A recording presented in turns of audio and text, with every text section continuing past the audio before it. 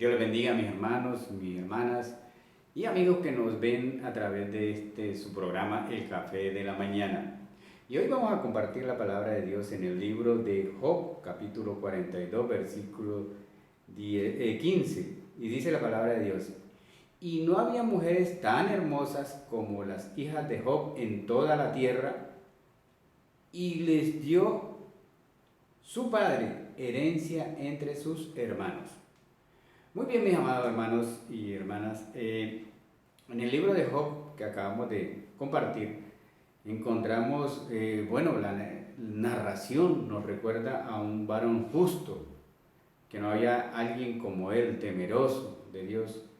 Sin embargo, que es sometido a una prueba terrible, donde pierde no solamente sus bienes, su fama, su respeto, sino además su familia, sus hijos y sus hijas, y posteriormente su salud. Bueno, en la porción que hemos leído, el capítulo 42, ya Job había sido restaurado en todo. El Señor le había permitido que nuevamente tuviera 7 hijos varones, 3 mujeres hembras, y también había recuperado su salud y por supuesto sus posesiones materiales. Incluso estas habían sido incrementadas respecto de lo que tenía anteriormente. Y en el texto encontramos algo muy particular, que es la parte final del versículo, y dice: y le dio su padre herencia entre sus hermanos. Bueno, recordemos que la mujer en la escala social de la cultura judía, de la cultura hebrea, ocupaba un lugar inferior a la del hombre. Por ello recordamos que hay varios ejemplos donde una de las tribus que no tuvo hijos varones vinieron ante Moisés para decirle: permítenos que nos casemos para que tengamos la posibilidad de heredar, y efectivamente él así lo consideró y lo aceptó. Y lo mismo encontramos en el libro de Esther,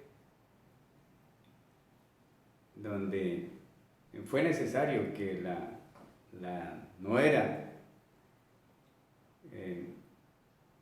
tomara nuevamente, fuera rescatada, lo llama así la palabra, por voz, para que ella nuevamente pudiera tener acceso a las propiedades que había dejado su esposo. Muy bien, en esta parte encontramos a un Dios que, si bien permite que Job pase por una situación bien difícil, al final le restaura todo lo que él había perdido. ¿Por qué? Porque Job había sido justo, y durante el tiempo que permaneció en la prueba no renegó el nombre de Dios. Si bien es cierto, él se quejó del día en que nació, que fue concebido, que fue engendrado, incluso desde su nacimiento, respecto de Dios no renegó ni lo maldijo. Y entonces, en virtud de esa condición de Job, de esa de reverencia de Job, es que el Señor permite que él nuevamente restaure todo lo que había perdido.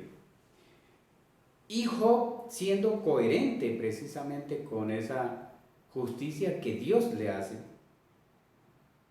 él ahora va a hacer justicia no solamente con una parte de su familia, sino que a toda su descendencia le da la posibilidad de que adquiera o tenga acceso a las riquezas que él tuvo en la misma condición. ¿Qué hace para ello? Pues permite que sus hijas, dispone que sus hijas tengan igual derecho herencial que los hijos varones. Muy bien, mi hermano. Aquí encontramos un Dios que es justo con Job al restaurarle y al darle nuevamente las cosas que había perdido. Hace justicia con Job. Ahora Job, llevado de esa condición precisamente de una persona justa, hace justicia con sus hijos. Y eso es lo que vamos a tratar hoy. Tú y yo, mi amado hermanos y hermanas, necesitamos hacer justicia, hacer obras de justicia. En el libro de Tito, capítulo 3, versículo 5, dice, nos salvó no por obras de justicia que nosotros hubiéramos hecho, sino por su misericordia, por el lavamiento de la regeneración y por la renovación. Y continúa allí el versículo.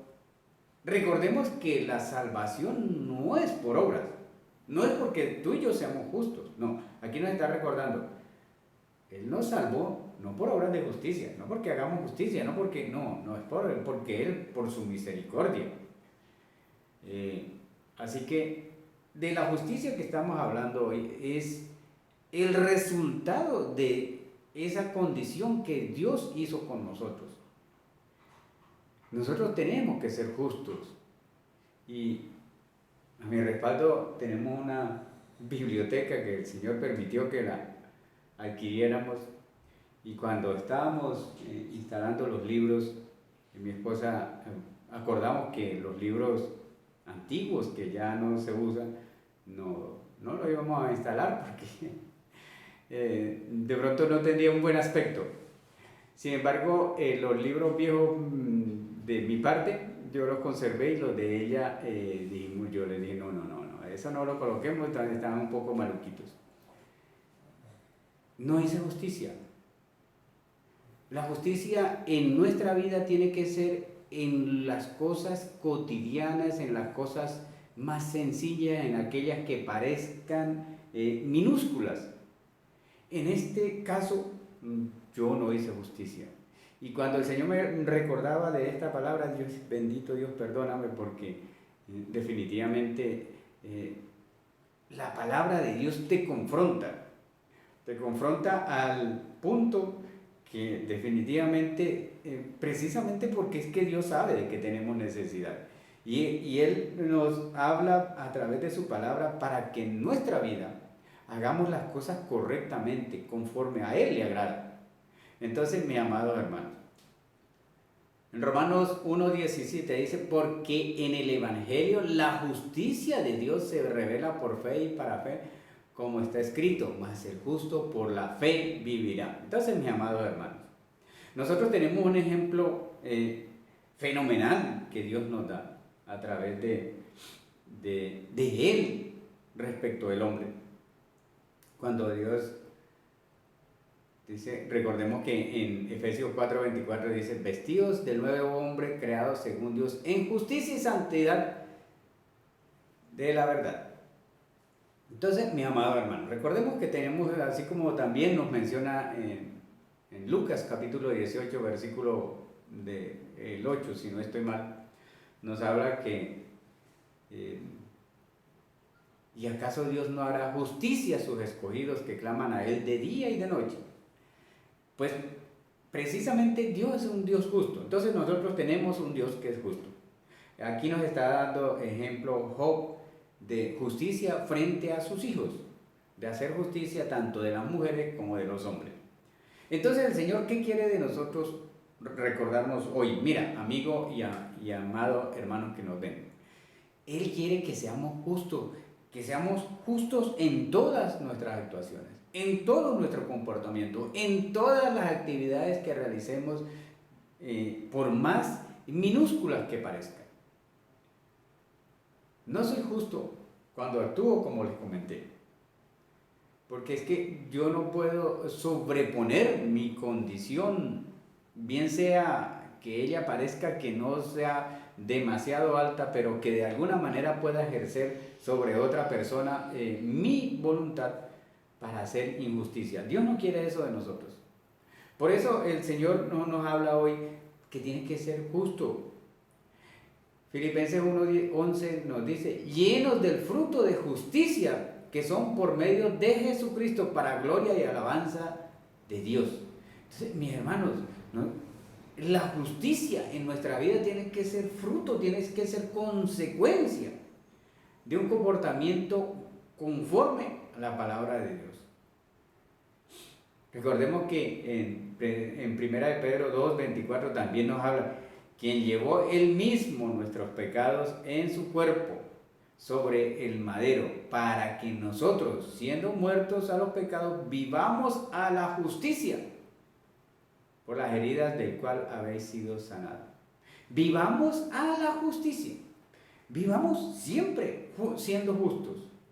No puede ser que yo tenga dos hijos y a uno porque de pronto es un poco más obediente, entonces a él le beneficie más. Es cierto que uno puede premiar a alguien por un determinado comportamiento que realice, sí, es cierto. De hecho, muchas veces nosotros actuamos en función, no debe ser, no es el deber ser, pero lo hacemos lamentablemente. Actuamos en función de una recompensa. No es el deber ser, insisto, pero lo hacemos. Entonces el Señor nos recuerda, mira, tu comportamiento, mi comportamiento, tiene que ser llevado de la mano de la justicia. El símbolo de la justicia, lo recuerdan, es una mujer con los ojos vendados y una balanza, porque ella no tiene que ver a cuál de las partes está beneficiando, simplemente tiene que aplicar justicia. Ese debe ser nuestro comportamiento. Mira lo que nos recuerda el Señor a través de su palabra en Apocalipsis 19:11. Y vi el cielo abierto, y aquí un caballo blanco, y el que estaba sentado sobre él era llamado fiel y verdadero, y en justicia pelea. En justicia pelea. El Señor nos habla a través de su palabra que Él juzga la tierra en justicia. Ahora, si Dios, siendo Dios, lo hace de esa manera, nosotros tenemos que tratar de hacer que nuestro comportamiento sea siempre en justicia, porque tenemos que imitar a quién, al varón perfecto, ¿cierto? Hasta llegar a la estatura del varón perfecto, que es el Señor Jesucristo. El Señor Jesús nos dio ejemplo de justicia, ¿cierto?